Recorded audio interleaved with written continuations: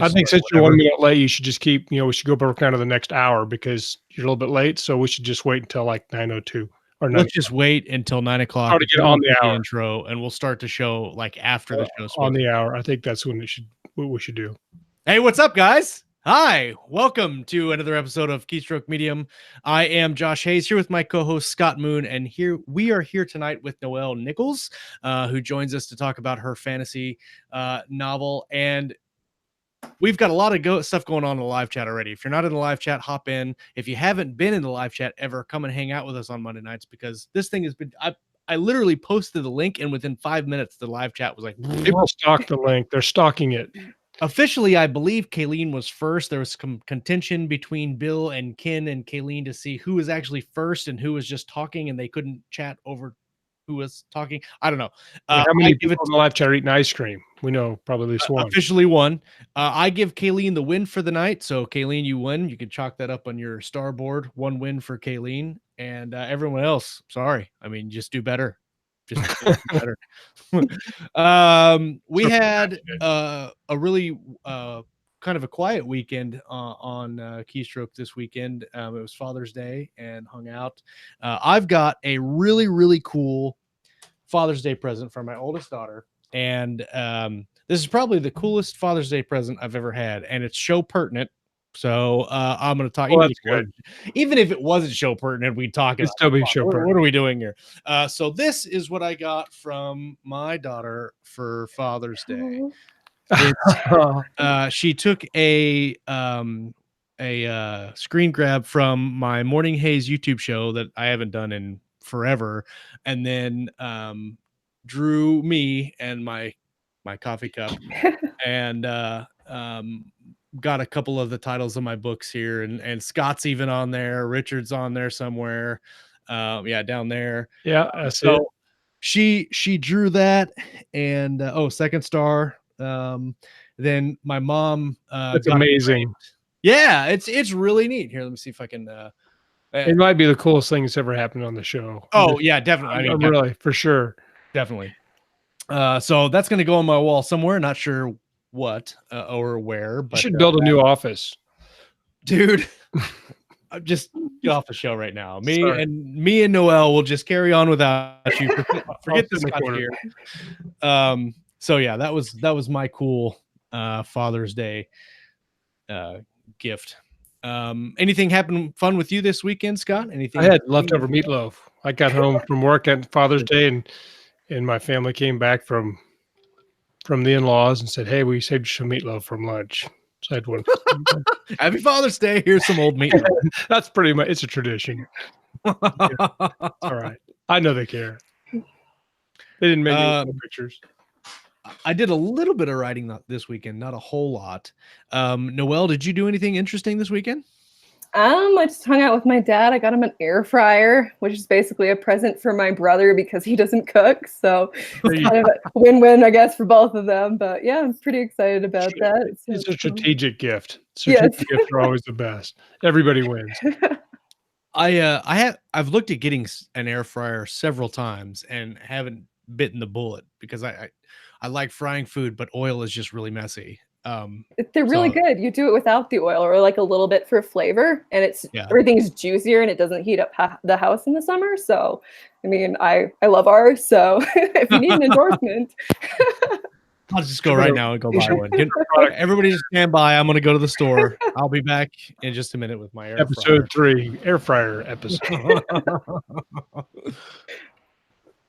Well, this is the first time you've been on the show, and you have one novel out on Amazon.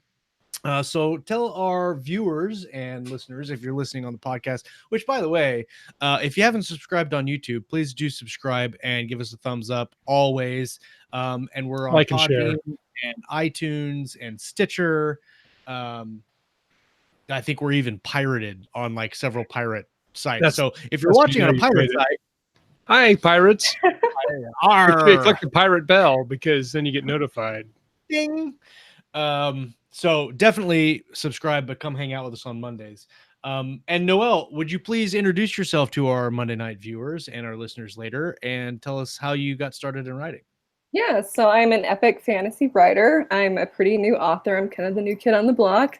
My first one is basically like a samurai ninja fusion. That's kind of my series is basically around that culture. But I started writing. I started writing this particular book actually back in high school, and I started writing it, and then I kind of lost where I was going. Like I felt like I was too young because I wanted it to be like this really important thing. So I kind of set it aside and got busy with like college and everything. And then, I kind of picked it back up again during National Novel Writing Month, which is one of my favorite times of the year. So I picked it up again. And yeah, I just kind of got really immersed in like the samurai culture and just like what they're about. I just really like the self-discipline and just like their code. And it ended up I rewrote a bunch of what I had. Like I'm like almost embarrassed to say that it was a really terrible book at the beginning, like 10 years ago. But I'm really happy I waited, and it's become like this really it's a very deep culture, and it has a lot of meaning. I think it's like translated my life. So it's been a nice 10-year journey, and I'm really, really proud of it. And I'm happy to see where the series is going to go. That's about on par for a first book. I think 10 years is kind of the watermark for a lot of people. I was gonna say this might surprise you, but everybody's book sucks the first time they write. They go back and like, who knew? What is this garbage? What was I thinking? Who wrote this? Oh, I did. Yeah. So have you always been interested in writing? Epic fantasy is kind of a big genre to jump into, like just out of nowhere. What attracted you to that, and what wanted you? What were your influences for this story? So I was like, if I ever wanted to read something, it had to be something that wasn't real life. Like I don't like reading about real life. I was like, I want something that's a little bit more exciting. So I read a lot of Carol Berg and Robin Hobb have been like my two influences when I was reading a lot of fantasy when I was younger. And I always liked like the first person point of view. I know there's some people that don't like it, but I think it's really intimate when you get inside someone's head, and it's a good medium for kind of exploring like the deeper parts of life. So I kind of always liked that aspect, and I like the different points of view as hard as it is sometimes, because even sometimes I have to step back and I'm like, oh my gosh, like I can't believe this was my first novel. It's like I took on a huge chunk. I was like, this is nuts. I have 4 like storylines going, and I have like 20 some characters, and I was like, oh my gosh, I have to like do different passes when I'm editing to try to get like different characters. I'm like, oh yeah, this character just faded away in chapter 6. I don't know what happened to them. They're like, hey, beta reader, like what happened to so-and-so? I'm like, oh yeah, I guess I have to find out what happened to him. I love fading characters. It just you imagine they're like standing on a pier someplace. I've been here a long time. I hope the writer remembers to come back and have the ship show up at some point. And what was that movie that was Will Ferrell that he was actually a character in a writer's book somewhere? Gosh, I can't remember the name, but when you said that, Scott, I could imagine the character just sitting there like tapping his foot going, it's been 10 years since you started this thing, and I'm still standing on this dock waiting for you to tell me to do something. Wouldn't that suck? That'd be rough. That's kind of how I feel sometimes, though. When you have those days when you going about your day, like, I feel like I've done this before. Why isn't somebody throwing a plot twist? I mean, I'm looking at the inside of your the Shadow's Hand. I like the neat hand painted cover, but what really struck me is the map. I really like the. You can tell that it's heavily influenced with the Japanese art style. I like that a lot. I like the red sun behind the font. I like that a lot. But you said it's in first person, and you have different a handful of different characters. So do you have multiple POVs as in first person, or just one POV? Oh, okay, interesting. Yeah, I did it instead of, because I know some books switch every other chapter in first person. Like I know Brent Weeks does that. That drives me nuts personally. I like to spend a little bit of time with people, so I kind of did it in chunks. So there's like a part 1, and you spend time with you spend time with Kilo in the first one, and then part 2 is Shenrai, and then it goes back to Kilo. So you can get a little bit more time with them. I was like, I can't do the one chapter, but I needed, like that secondary point of view was fascinating to me. And have you had any criticisms about the multiple character first person POV at all? in epic fantasy, or is it a mostly kind of an accepted deal that it's just that style of this book? I had one friend, she asked, she's like, why did you do that? And I was like, I don't know, because it drives me nuts when I don't do that. But I mean, I've seen a few people. I know Carol Berg, I think she did it a couple of times. She switched between it was chapters, but you were in multiple chapters. And so I thought, it's like, okay, that kind of works. And it was naturally how the story came out. So I was nervous at first, but everyone I've asked seems to be okay with it. So I'm going with it. There you go. And you're doing larger chunks, so you can, oh yeah, you're not getting whiplash going back and forth between the two. That's actually, I was going to ask when I saw your book's like 400 and some pages long, and you said first person. I was like, how do you maintain a first person point of view for such a huge book? But you're breaking it up. Right. I like multiple characters, but I also do like first person. Right. Yeah. And it's fun because I keep adding layers on as the series goes on, because I'm trying to put like one character, but I want their opposing view. That's kind of, I was like, I'm trying to represent what people believe about like magic, but I want to know the good people and the bad people. So it's been fun, seeing all different sides. I'm trying to pull up the link. A couple people asked what I was talking about, so I'm trying to put the link in the live chat. So we get the live chat people looking at it, get their comments, because I'm sure they'll be well thought out, not snarky or crazy. No, definitely not. There's the link to Noelle's book in the live chat. You can check the inside out. Right in the inside, you scroll down a little bit, you can see the map we're just talking about. Super cool. So you want to tell us about the premise, or how you came up with this, or you take a little bit beyond the because you said it's Samurai Ninja influences, and so how do you develop a premise, or how's your story go? Yeah, so I knew I wanted to write a samurai type story, and then I kind of wanted to make it.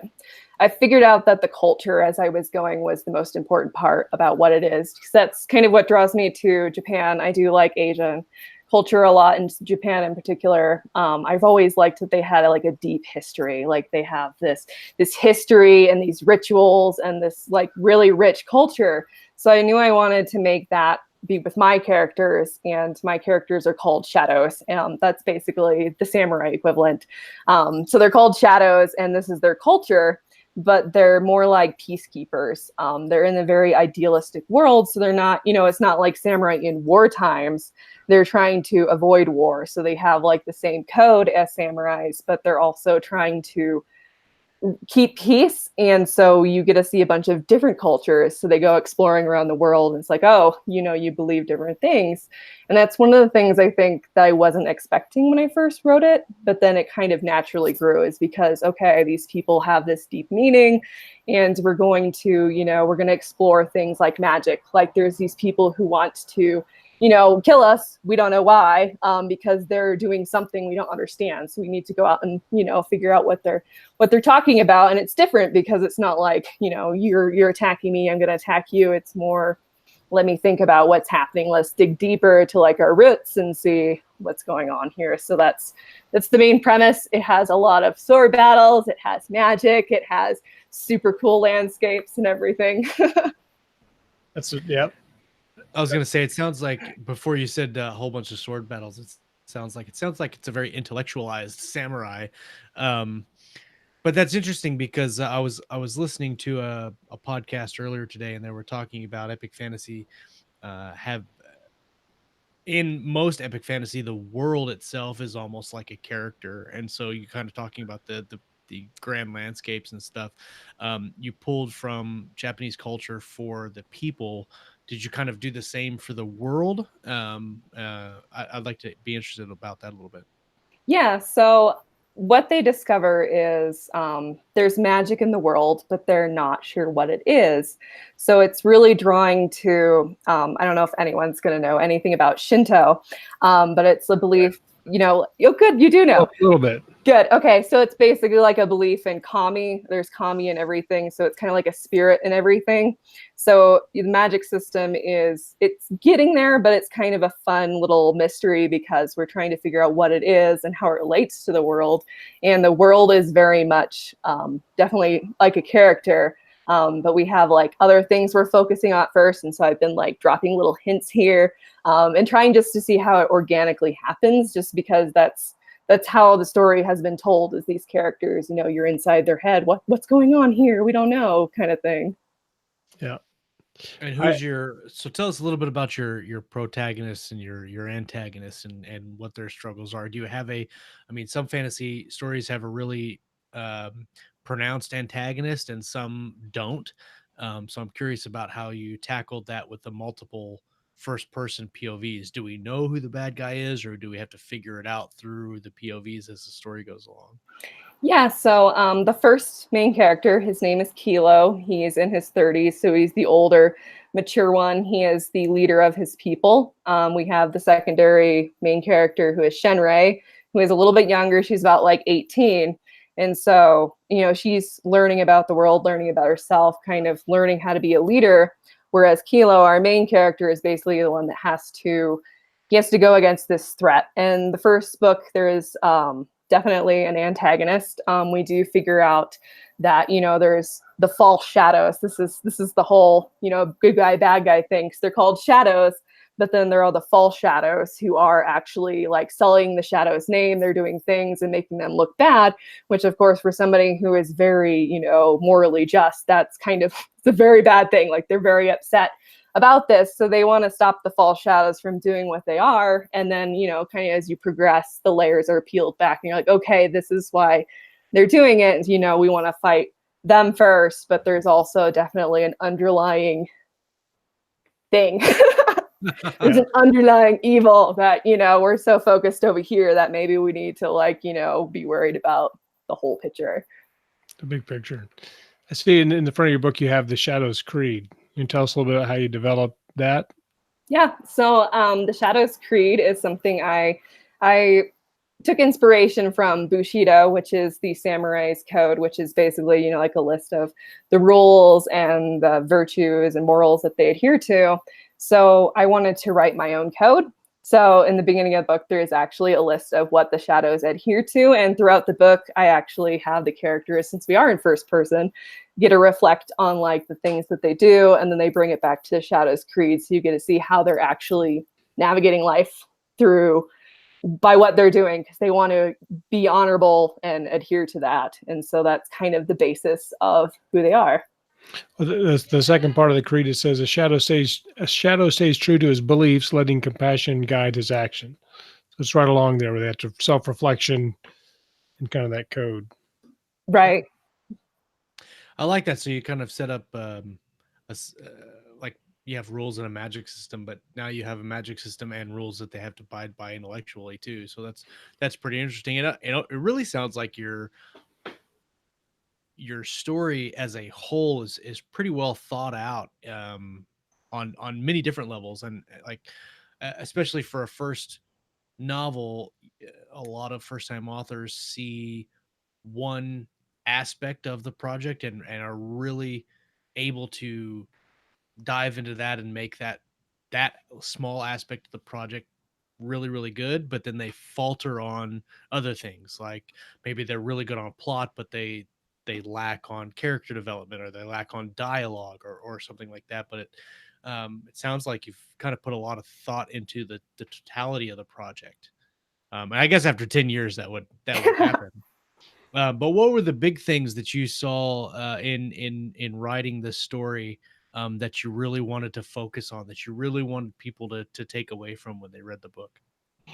So I really wanted people to kind of come away with an experience more than just like me telling you a plot and telling you how it goes. Because I really think even just having the two different points of view with the older and the younger, I feel like you can interpret it different ways beyond what age you are, because I relate to both characters. You have the older point of view who is, you know, more mature, who knows how to handle things, and you kind of get like the rash, the, you know, temperamental point of it.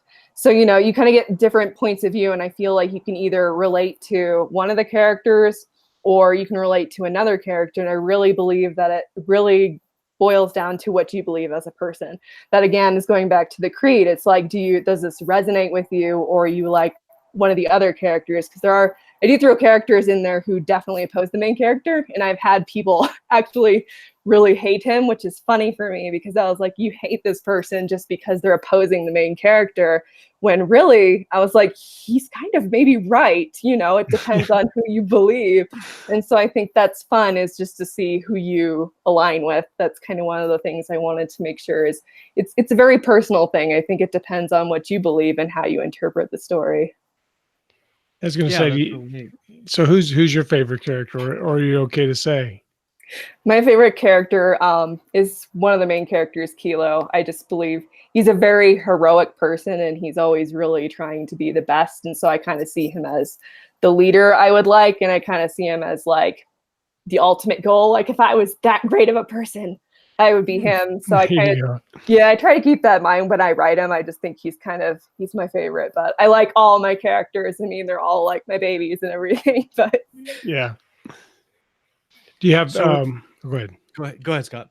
I was going to say, do you have any readers or fans that they have their favorite characters, or do you get feedback on like, I wish this character wouldn't do this, or, oh my God, I can't wait until this happens?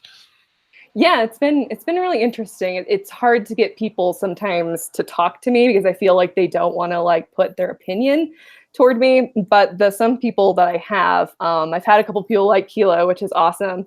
I've had a couple of people like side characters.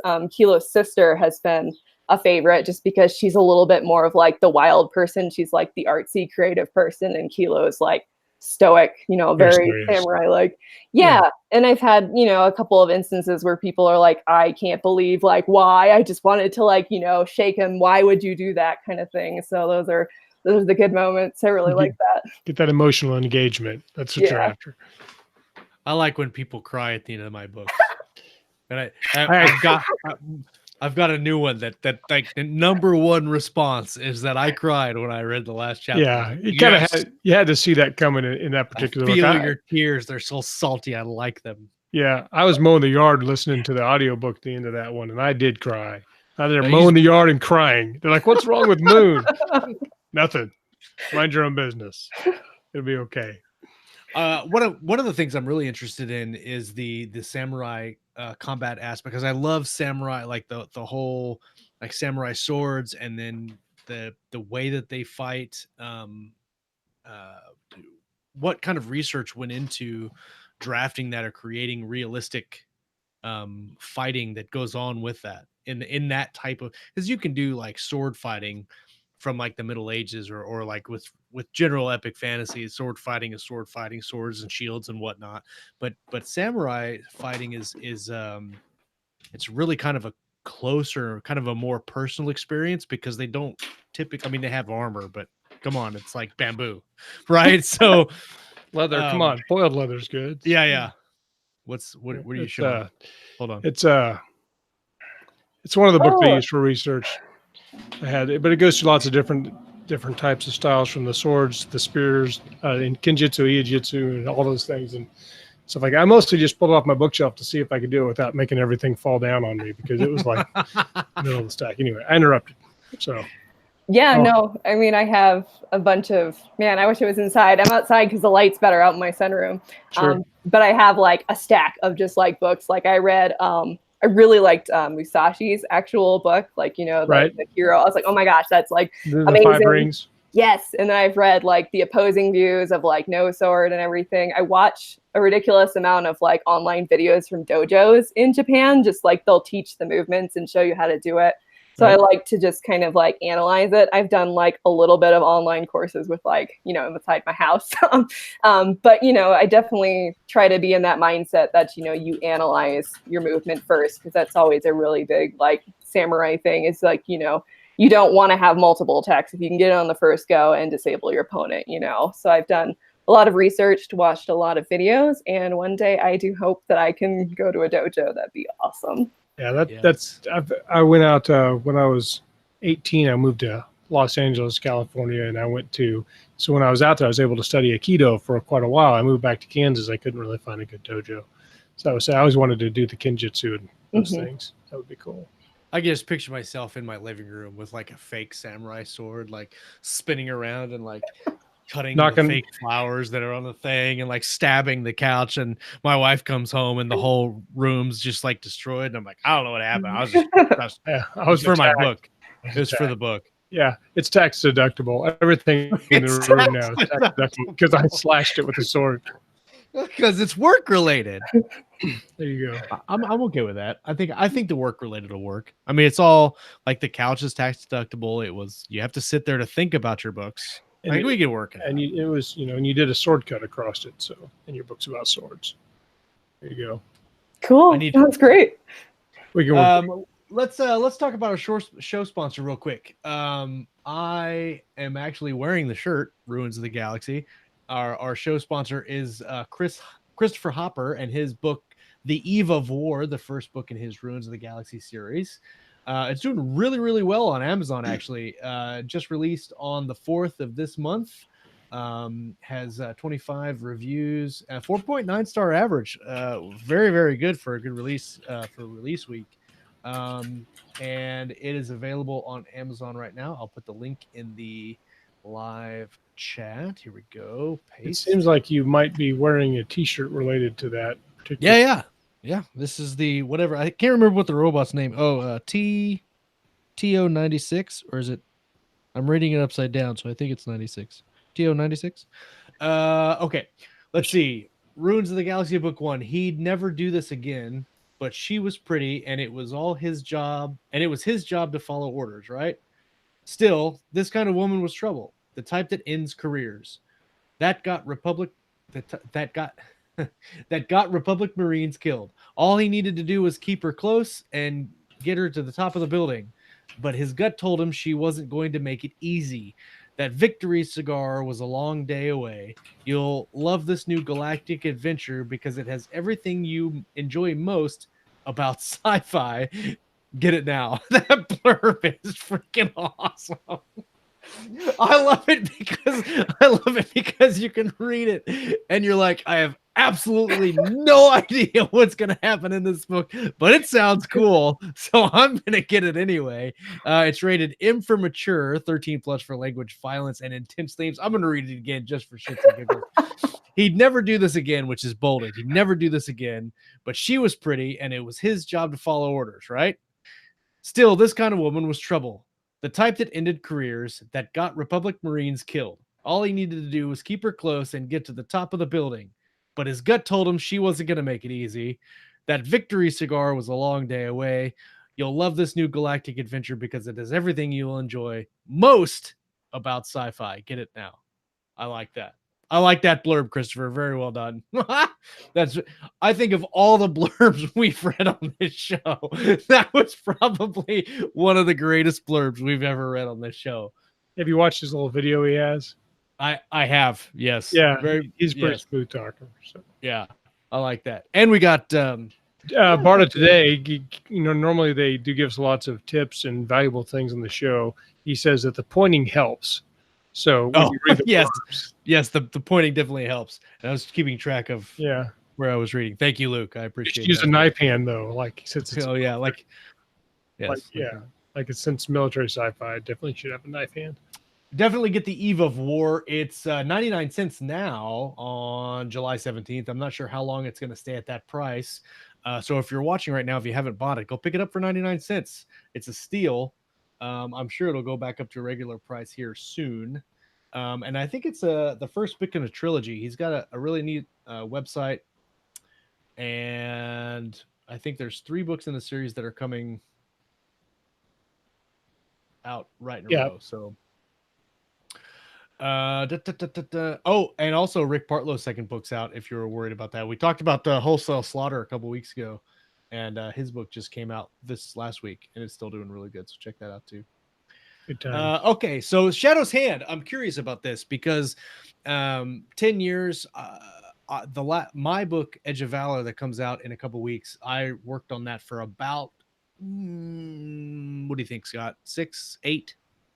Yeah, like at least 7. And that wasn't your first book, because that's the first we talked about that the first time we started talking about writing. So that was 2012-ish.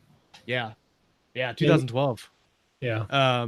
It's gone through several iterations before I got to the end product, which is now. So I'm curious, after 10 years, especially something that you wrote in high school, started. How much did the book change now that it's in its final version from where it first started? I'm really curious about that first. Yeah, so I had a couple of character names that I kept. I kept a couple of town names, and then I deleted it and rewrote it. Nice. Yes, I was in the same boat. Yes. It's like, We've got a whole stacks of notes that are like, well, none of this matters now. That's like, all. Start over. Well, no, you had said something earlier that having come back to it, some things change for the better. Mm-hmm. And I've seen that sometimes, and I think we've all hit those points where sometimes you're writing and you're stuck, but you got to kind of push through and get it done. But sometimes whatever forced it to stall, and you come back to it like months or days or just a little bit later where some other influence, you saw a different movie, you read a different book, you had a different experience in your regular life. Do you think that enriched the story, or how do you think that might have changed where it went? I mean, where did your direction change? So I would say is like, because I read it. I read what I had before. It was so immature. Even at the time when I was writing it, like I just felt I had one comment where somebody had mentioned that something felt fake and it didn't feel real, because it was like a scene where there was like a little bit of romance, not like a super much.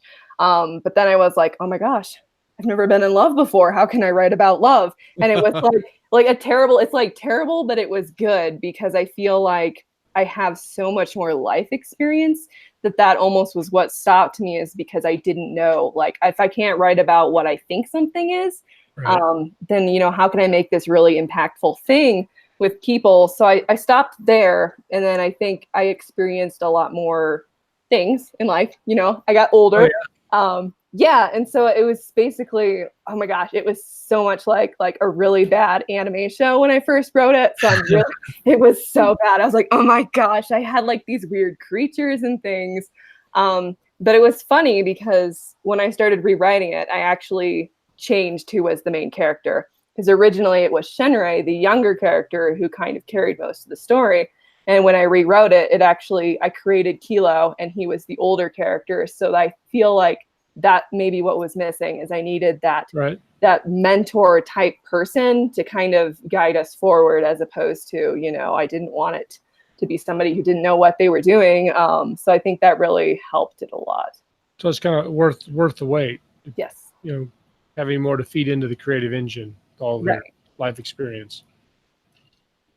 What's interesting about that is, like for mine, I did the same thing. I kept some names, I kept some places, completely changed the name of the primary character just because it didn't fit anymore. And I had the original name.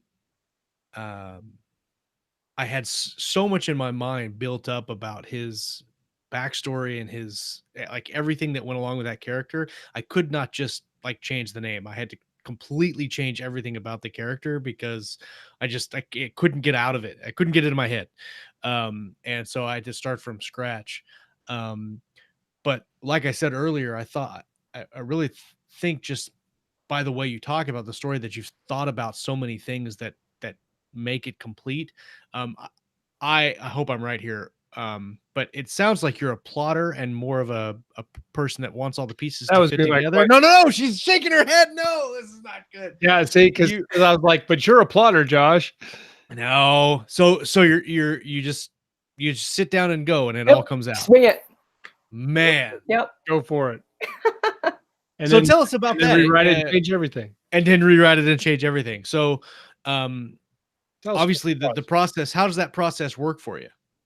So the first draft, and I've gotten better now that I've written my second book and I'm editing it. I've kind of figured out kind of things.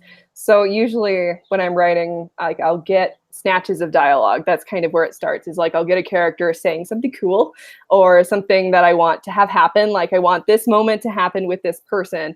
And so I just write out of order. I was like, okay, I'm going to write this. And then I'll just, like, especially, I learned this from NaNoWriMo. This is actually what kind of made me write and broke me at the same time, because I needed to write. And I feel like this is what always stalled me, because I had spent so long trying to make it perfect. Like I wanted to make this, that, and this happen. And then when I would write it, it just wasn't working, because I would make the characters and I wouldn't find the story. That's kind of what I figured out, is I just need to write it. And then as I'm writing it, like I try to write it as fast as I can. I'm one of those people who like to word vomit, and I just like to write blah as fast as I can. And I figure out the faster I write it, the more I'm in the story, the more I'm in the character's head. And so things just come to me. Like I'll even write so fast that I'll be like, oh my gosh, I need this to happen. So I'll write in brackets. I'll be like, this needs to happen. And then I'll go backwards and I'll write that scene, but then I'll write this other scene down here because I really want to write that scene. And then I'll go through, and this is the kicker. So when I finished book 2, it was 180,000 words. And I went through and chopped out 70,000 words. Chop, gone. And then I rewrote and condensed and connected it. Some of the stuff I kept is a completely different story. It's like a side novella of a different character. So it was good for me to write. One day, maybe I'll go back to it and release it. But I just kind of went through and I'm like, okay, here's the story. Here's what I want to do. And then I refined from there. I like the idea of finding the story. I think that's huge. That's a huge concept to follow. Right? Well, it's the first draft of telling the story, right? Like they say show don't tell, but in the first draft you have to tell yourself what the story is. Right. Somebody Luke actually posted on the group a couple of days ago that he was writing a short story, and then he went through and had to take out like, I don't know, like 1,500 words or something, and he had actually never gone back and taken that many words out of a story to try to and still have it be complete. So then when you go and you say I took 70,000 words, that's tough. That's a whole storyline. That's a whole book. 70,000 words. A whole arc or character arc, probably something like that. So what was the 70,000 words? Was it 70,000 words from one place, or 70,000 words throughout the book in different places? So it was 40,000 words of the antagonist. So I did her point of view, and I wrote up to where we were in the story. And then I was like, this doesn't fit the timeline. So I was like, okay, this is great for me to write, because, you know, it really helped me figure out who this character was. Because at the point I was like, who is this person? Like, because I only know her from Hilo's point of view. I was like, is she really that terrible of a person, or like what's going on in her mind? So that part got pushed to the side. I think it'll be really awesome as a side novella. And then the other parts were, sometimes when I get lost, I just type out, I don't know what's going to happen next. What is this going to happen? So it was a bunch of me trying to figure out and going through different scenarios. Like sometimes I'll write something 3 times and pick the best one. Oh yeah. That's great. I had to do that for my last Terra Nova novel. I had to write a fight scene like 4 times, and then I had to write it out. I wrote it actually 4 times on the computer, and then I had to actually stop and go away from the computer and write it and hand write it out for probably twice before I actually made it happen. And I have a really bad disease of not wanting to waste words, and so if I don't know exactly what's going to happen, I write the least amount possible. So like you're saying, in brackets, a fight happens here, don't know how it happens, because I don't want to like go all the way through it. I'm like, nope. Yeah, see, because I'll outline. I started out as a pantser or a gardener, or however you want to put it, a discovery writer, and then I started outlining. Heathen is what I call that a heathen. Heathen, right. Heretic. Yeah, the antagonist to Josh's basic idea of writing. I'm the villain in this little play that we have, but and so now I outline. But sometimes my inner discovery writer comes out, and so I'll have like 3 beats for like a small chapter, but beat 2 will be like 7,500 words long, because I just kept going on it. And then I have to go divide that up into chunks or throw some of it out. And then other times I'll have this really detailed outline, but every beat will be like, I'll get like 1 paragraph out of it. Like basically recopied the beat and added a couple of words. So I kind of go different ways, but I like to, like you said, when you're looking for the story and it's kind of going places and you chase the rabbits down all the holes and bonk them on the head or whatever it takes to get the story back in line.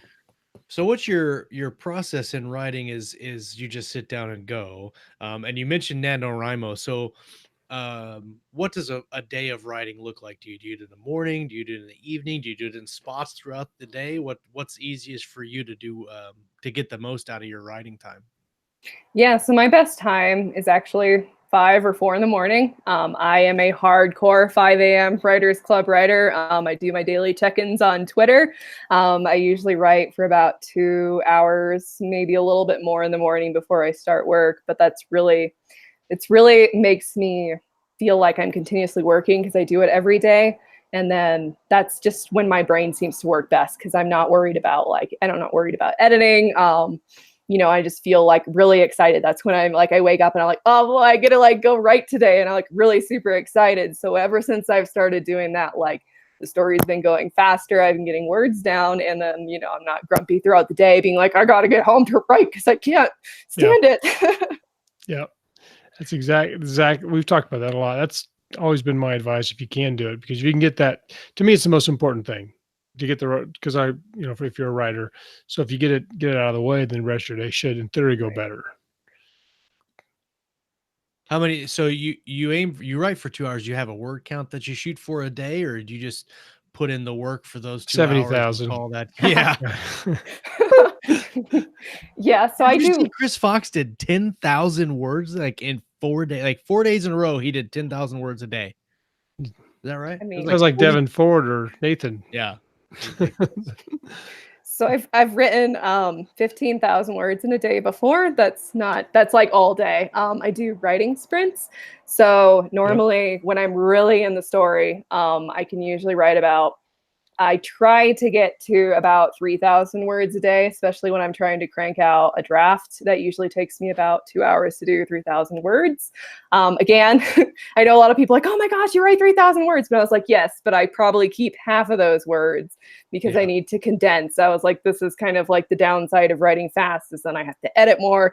I do delete a lot more, but it works for me. This is how my brain works, kind of thing. I think a lot of people get caught up on the word counts, and I had an author tell me this the other day when I told him that I tracked my word counts pretty religiously, and it's like, no, don't track your word counts, just track the time, because you track the word counts, then you end up just writing nonsense words that don't mean anything, and then it doesn't help you in the long run. And so I've kind of found kind of a happy medium, but I think that it's neat. I don't know. I think you might be the first writer ever that we've talked to on the show that is actually just like very nonchalant. Just delete half of those. Like just doesn't even care. Like just we'll write the words and then I know that I'm going to delete a lot of these. And I think it's funny because I can imagine in my head a lot of writers like, oh no, we're not deleting these words. No. Well, that's what I'm sure lots of editors complain about that. The editors will want people to delete something and be like, no, words are precious to me because they came with my person and I put them onto the page and now they have to be there forever. Yeah. So with you have book 2 out, do you have any idea what you want to do with the series, or do you have a plan for, are you trying to write a trilogy, or is it going to be ongoing? What are your thoughts on that? Yeah, so I am currently writing book 3. I have gone through beta readers with book 2, so I'm gonna start actually editing. I've sent it to get developmental edit, so I'm really gonna like buckle down on the character because I nailed the story and the character moments, and that's kind of more important to me than like the line edits and stuff. I was like, I care more about this right now. So I got to that point, and then I started writing book 3, and it's coming to me again. I know this is weird for like a lot of people to like, it's like, how can you plan like 7 novels? And I'm like, how can you do that? That's so weird. I definitely know it's definitely 3 books. I do see a 4th book on the horizon, but I feel like the core of it is probably going to be 3 books, and then it's going to have another one where you can, follow these characters, because it's definitely character driven. So it's really, how long are we going to spend with these characters and how much is their life going to be interesting, kind of thing. So it's definitely going to be 3. I'm pretty sure there'll be 4, but I don't know. That's all I can say is I don't know, because I pants everything. So who knows? Well, I guess it could be 100,000 books. Yeah. Infinite books. All that matters is A, that you still enjoy writing it, and B, people still enjoy reading it. I guess that's really, really what it boils down to. And any idea when the second book is going to be released? Yeah, so I would probably, It's definitely fall of this year. Definitely by the end. I am hoping by the end of fall. It's just that weird trying to figure out who's available with the editing and how long that's going to take kind of thing. But I'm happy that I'm now working on book 3, because with book 1, I hadn't even started book 2. So at least now I can be like, hey, book 3, I've already written 25,000 words on it. So you're not going to have to wait as long, because I'm kind of figuring this author thing out. So that's actually curious. So as a new author, I'm interested always in where they get kind of their inspiration, but also where they get their help for their craft. Like we have a lot of people that watch this show that are newer authors or mid-listers or whatever, that are looking for help and looking for learning experiences. So where have you mostly or often do you get those nuggets that you're looking for when it comes to craft and all that stuff? So I think probably one of the best things is I met other people in my genre that liked what I was writing. This has been the biggest help, and that was really my focus when even just putting out book 1, is like I wanted to gather people who cared about me as a person and what I was writing. So, beta reading has been a big thing for me. Like I've done a lot of beta reads for a lot of people, and that helps me tear apart my own writing, but it also gives me a chance for other people to really tear it apart.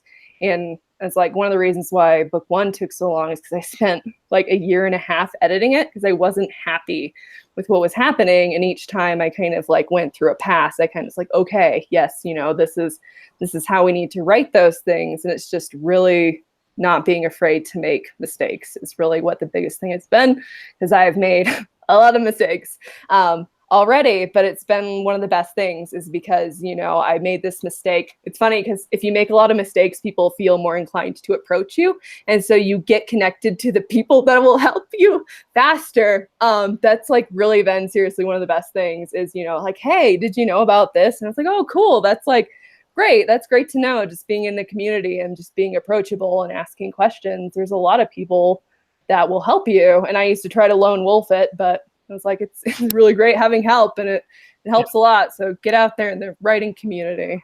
And the more the community, that's one of the things Josh and I have found about this show is we have a much more robust community. The longer we do this, so everybody brings something to the show. Do you have any for epic fantasy? That's a genre that I've wanted to get into. I'm predominantly military sci-fi and a little bit of space opera, depending. Do you ever see yourself switching genres? Do you like reading in both, or do you just kind of stick with the epic fantasy? See, I'm not like a super. It's interesting. The writing style is really the thing for me. Is I find it hard to connect if it's not a very character driven, or like the style isn't very inviting to me. So I haven't read very much in science fiction, because I find it kind of hard to connect to sometimes, like with the scientific jargon kind of stuff. Sure. Always kind of makes it a bit hard for me.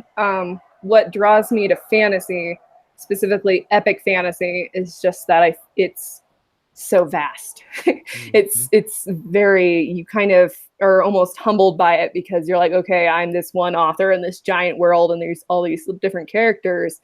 And I find it's fun exploring, especially with magic. I can't have science fiction with magic. I guess there's like that blend that some people do cross. Space mage. Yeah. Yeah. But I just like the magic because it's not real life, and I get to explore how does magic work. And that's always been kind of a big thing is, how does magic work, and what kind of special little instances we can have in this non-real world. I think my favorite thing about epic fantasy is the dialogue, the way that people talk and interact with each other, because the story necessarily isn't slower than sci-fi, but the interactions between characters is typically slower just because life is slower. And so you can have a conversation where they're using not necessarily purple prose, but they're talking about, they're talking about their day in a way that's not just like, yeah, I had a good day, right? Like it's very like cordial, and just the way they talk is really colorful to me, and I like that a lot. Like, in George Martin's stuff and Brandon Sanderson's stuff, they talk very eloquently, and you don't get a lot of that in mill sci-fi, where it's like, shoot the fucking gun over there, he's over there. Like, that's one of the things that I want to do about that. Yeah. I like fantasy because I like to go into. That's one of the reasons I read books so slowly, is because I'll be reading along, and then I'll just daydream off into the wild blue yonder, and so I like to wander around in fan. That's one thing I like about fantasies. There's lots of space to go exploring on your own in there. So I don't really care if George R. R. Martin ever finishes it. Just keep on going. Even if he does, it's still going to be like 13 years till book 7 comes out. Yeah. What's your favorite epic fantasy book that you've read? That's not a good question to ask. It's a terrible question. Is it because you have too many? That's could be Sanderson. Top, like some people. top 3. I've actually never read Brandon Sanderson. Oh, Josh. Josh just died. You just I killed shouldn't Josh. have said that. Killed Josh. Yeah. He's crying right now. It's the best show ever. Remember that time we made Josh cry? I can also tell you I wasn't a super fan of J.R.R. Tolkien's writing, if that's another one that's kind of like... I'm right there with you. I've never read The Lord of the Rings. Good. Yeah. I mean, I like the scope, and I like what it did for the genre. I'm not too much a fan of like the history not getting me into the story, but he wasn't really a writer per se. Yeah, it's written in an older style of writing when people had a lot of time to kill.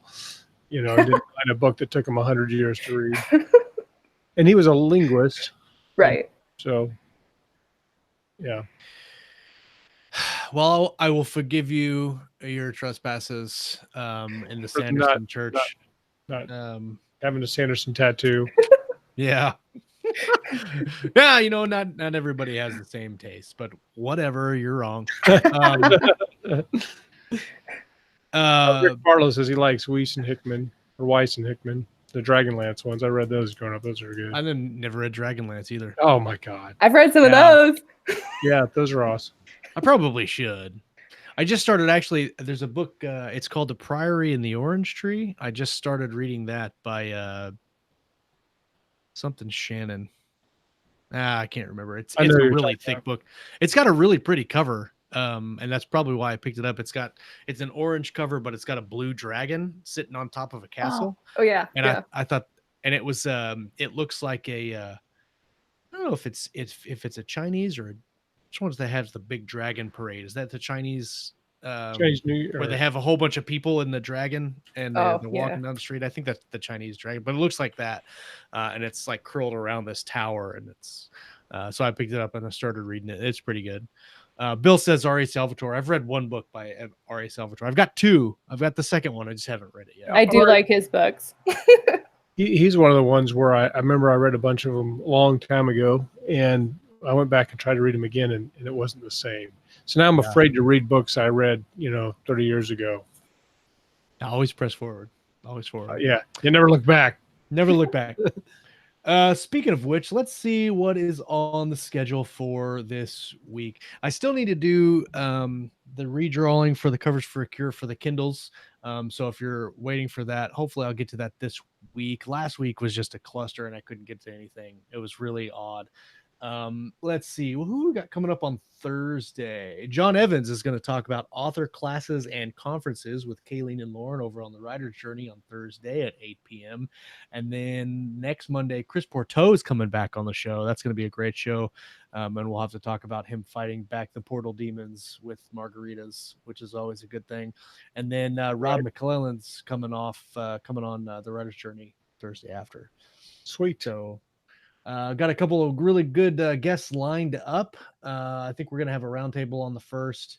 Matthew Mather is going to be here on the 8th. Speaking of Matthew Mather, we released Horizons Beyond. He wrote the foreword for our latest anthology, Horizons Beyond, that we just released 2 days ago, 3 days ago, something. Everybody should buy it and make all their friends buy it. Yes, and then definitely should. I mean, It's got stories from Yurahanjaya Vijay Ratna, which I can say without Nebula Award nominee. Nebula Award nominee. That's right. Did he win? No, he was nominated. No, he was just nominated. There's Patricia several Gillum, K.R. McClellan, CC EKK, Kayleen Williams, Andrew Gates, Walt Robillard, IQ, Malcolm, James S.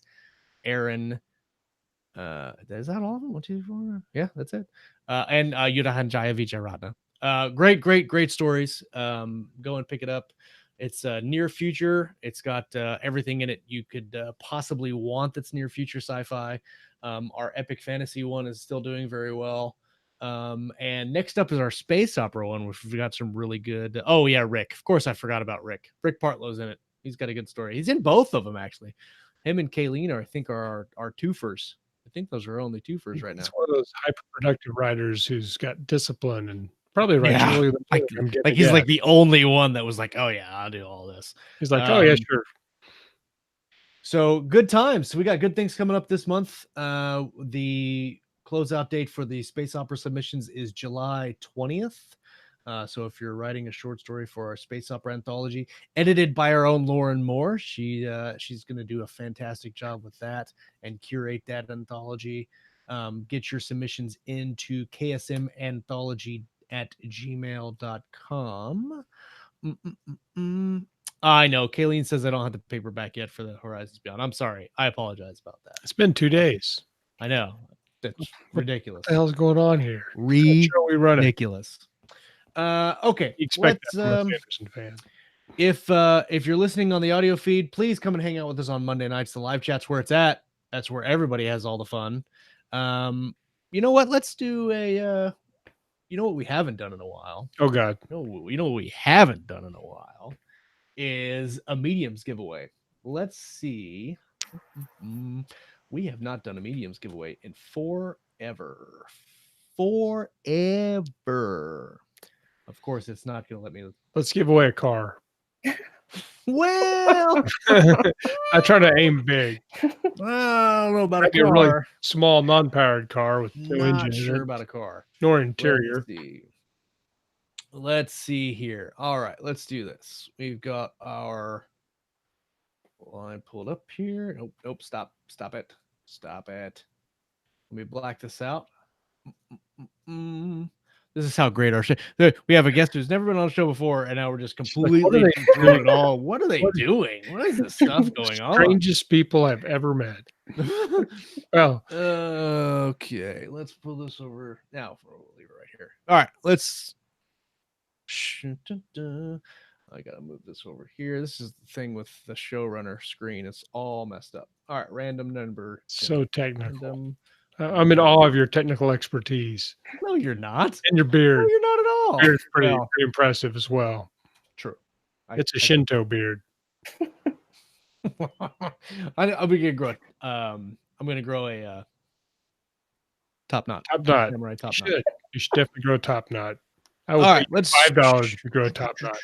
Oh, here's what we're gonna give away today. So we got 2 KSM stickers. Bam. We've got some artwork by Tom Edwards. Bam. And another bookmark from David Estes and the Fate Mark series. Fantasy series. And we'll give away a free copy of both anthologies in ebook form, Horizons Beyond and Kingdoms of Iron and Stone. And so let's see. Let's do this. Let's do this for the mediums. If you're not on the mediums list, go to our website, keystroke.medium@gmail.com. You can get on the mediums list and be on this list right, y'all. It's free. It's not an email newsletter or nothing. It just signs you up for free stuff. So let's see. We have, I hate the way it does this. Let's do this. Take this out. Delete that row. There was a problem. Why can I not? Why can I not take out that row? Whatever, we'll count it. -1 on everyone. All right, here we go. Random number generator for the giveaway. Go. Oh, wait, I need to do this first. I'm dumb. 35, 36. There we go. All right, here we go. Just the first one was practice. Here we go. Number 12. Who's number 12? John. John, you have won. Golf clap. Keystroke Medium golf clap for everyone. You have won this week's, month's, years. mediums giveaway. Is that the first one we've done this year? No, but it's like the third one. And I said we were going to do one like every 2 weeks. Oh, God, I'm a horrible show host. Maybe it's on the Mayan calendar or something. It's a Mayan calendar. Yeah. All right. Well, John, we will get you some stickers and some stuff, some swag. Maybe next month we'll do like a t-shirt or something. We should do a t-shirt. So if you're not on the list, get on the list. And maybe next month you can win a t-shirt.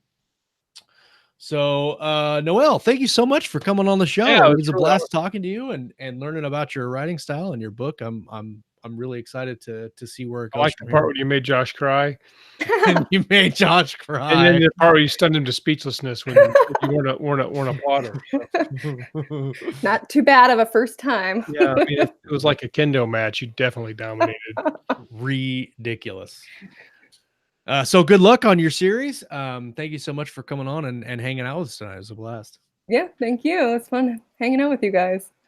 Everybody that was in the live chat, thank you guys for coming and hanging out with us. If you're listening on the feed, give us a review or a rating on iTunes. Do the same at YouTube. Subscribe, hit the bell. If you hit the bell, you get to know when we go live.